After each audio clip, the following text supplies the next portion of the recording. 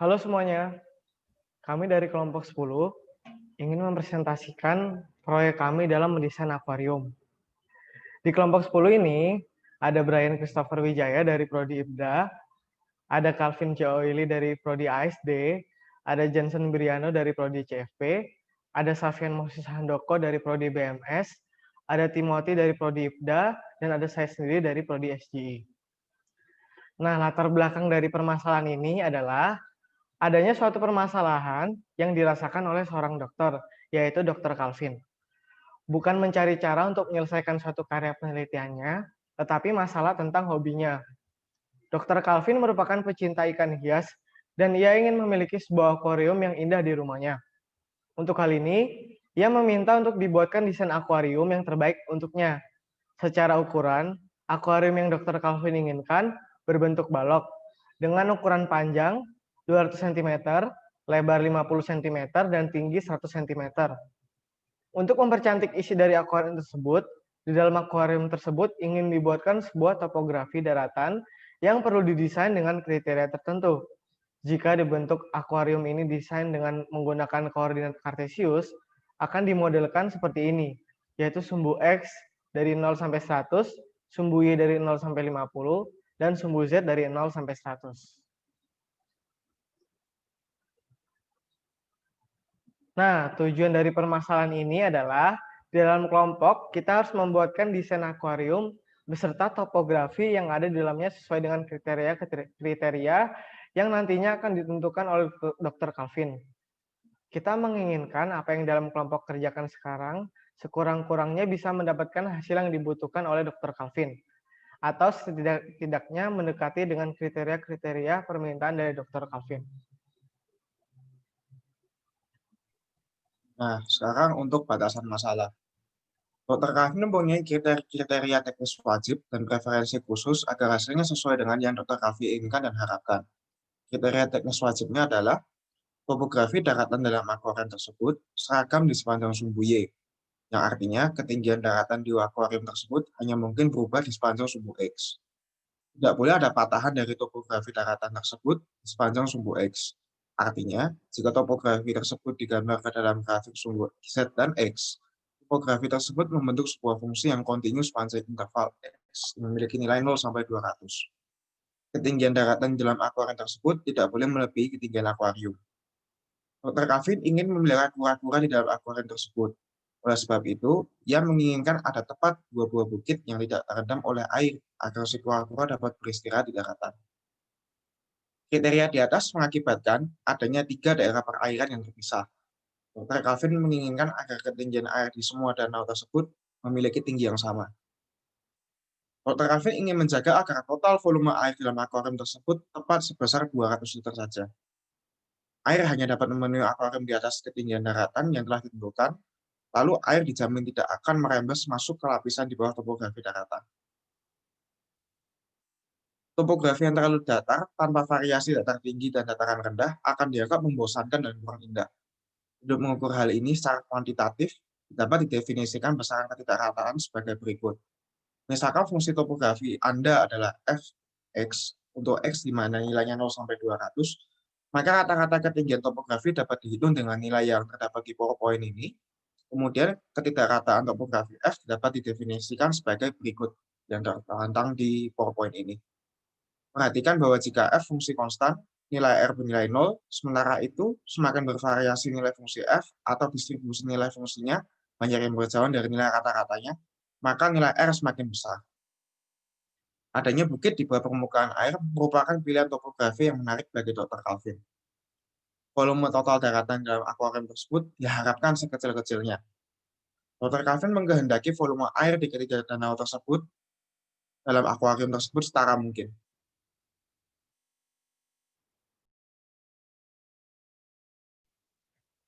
Ya, lalu selanjutnya fungsi topografi yang kita gunakan adalah seperti yang tertera pada slide, dengan ketinggian air sekitar 56,81922 cm.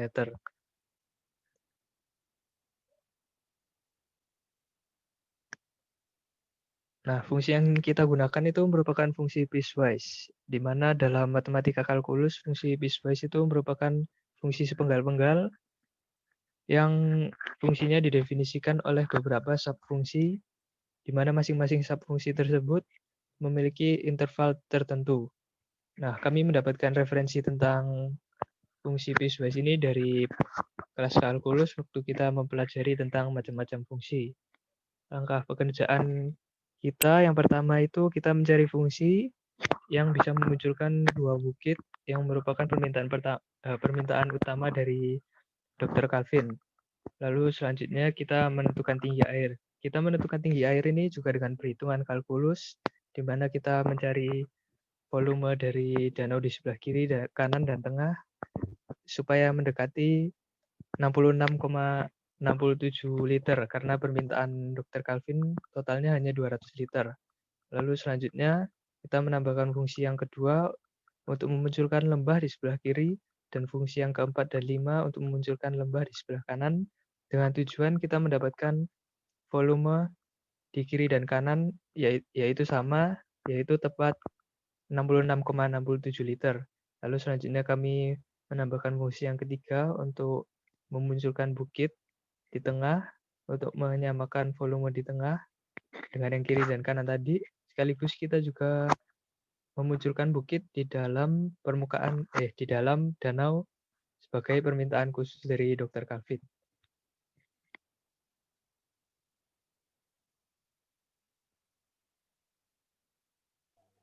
Berikut adalah tanggapan mengenai kelompok lain. Kami sebagai asisten Dr. Calvin ditugaskan untuk menilai kelompok 9 dan kelompok 11. Dari semua data yang ada dari masing-masing kelompok, kami diharuskan untuk mengikuti kriteria penilaian wajib dan kriteria tambahan, dan tidak diperkenankan menambahkan kriteria personal sendiri dalam menilai. Setelah itu, kami perlu memberikan skor penilaian secara numerik dan berikan rekomendasi kepada Dr. Calvin mengenai desain manakah yang lebih baik dipilih. Oleh karena itu, hasil yang kita buat, menurut kami sudah merujuk kepada kriteria wajib dan kriteria tambahan yang sejalan dengan Dr. Calvin. Kelompok yang pertama adalah kelompok 9. Menurut kami, dari seluruh kriteria penilaian wajib, kelompok 9 sudah hampir memenuhinya. Karena kami melihat masih ada kekurangan di dalam perhitungan volume air, yaitu dari yang seharusnya diminta tepat 200 liter, tetapi kelompok 9 memberikan volume air total sebesar 199,9 liter. Dan untuk desainnya masih terdapat patahan sehingga tidak sempurna. Selanjutnya, untuk menambah penilaian lanjut secara kuantitatif, kami menggunakan kriteria tambahan. Pertama, kami menghitung rata-rata ketinggian topografi yang kami hitung dari setiap fungsi dengan batasan-batasan yang diberikan. Selanjutnya, kami menghitung ketidakrataan total dan hasilnya 997.199,14.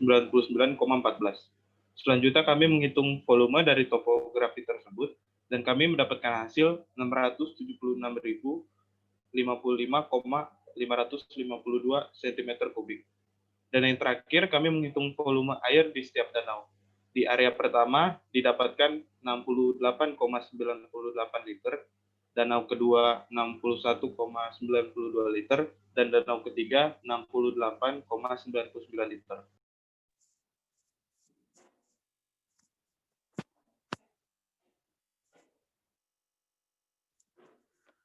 Lalu selanjutnya kelompok yang kedua adalah kelompok 11. Menurut kami, dari seluruh kriteria penilaian wajib, kelompok 9 sudah memenuhinya dengan volume air total sebesar 200 liter.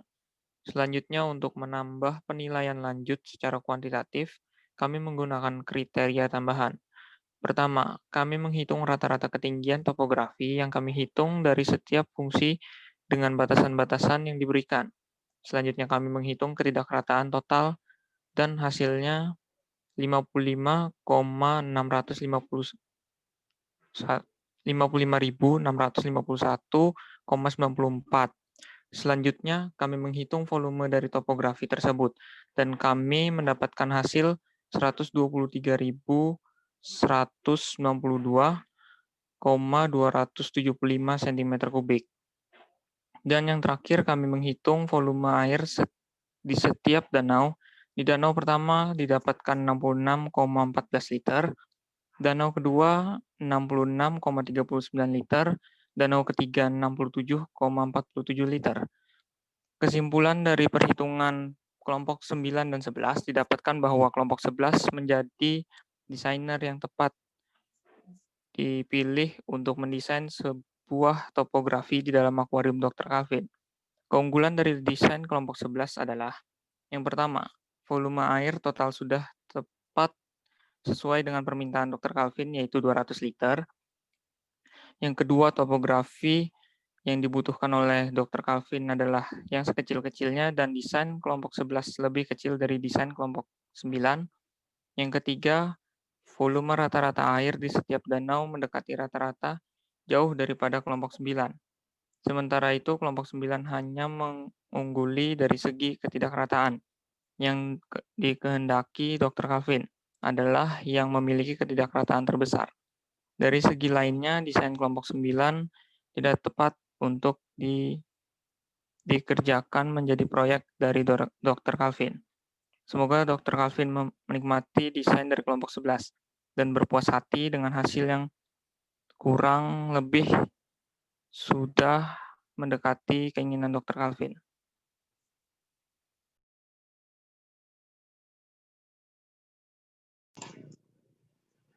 Kesimpulan dan saran. Proyek membuat desain topografi Dr. Calvin membahas mengenai fungsi yang sesuai dengan kriteria dari Dr. Calvin. Di proyek ini kita sebagai asisten Dr. Calvin membuat desain dengan ketentuan yang telah ditentukan oleh Dr. Calvin. Desain yang diberikan memiliki beberapa kriteria wajib dan kriteria tambahan yang dapat dipenuhi agar Dr. Calvin senang dengan hasil desain akuarium yang akan dia pakai. Proses pengerjaan ini dimulai dengan melakukan observasi terhadap suatu fungsi yang dirasa dapat memenuhi kriteria Dr. Calvin. Setelah ditemukan fungsi yang sesuai, dilanjutkan dengan menghitung ketinggian air dari akuarium.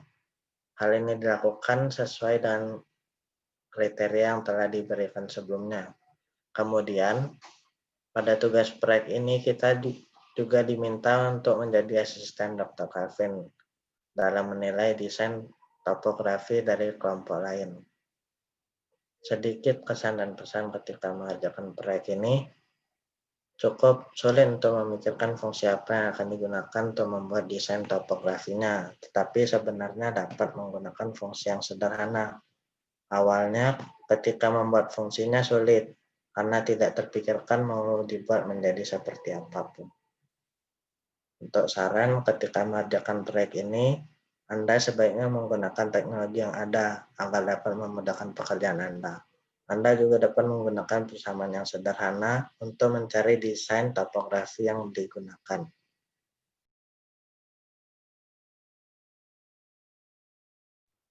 Sekian dan terima kasih.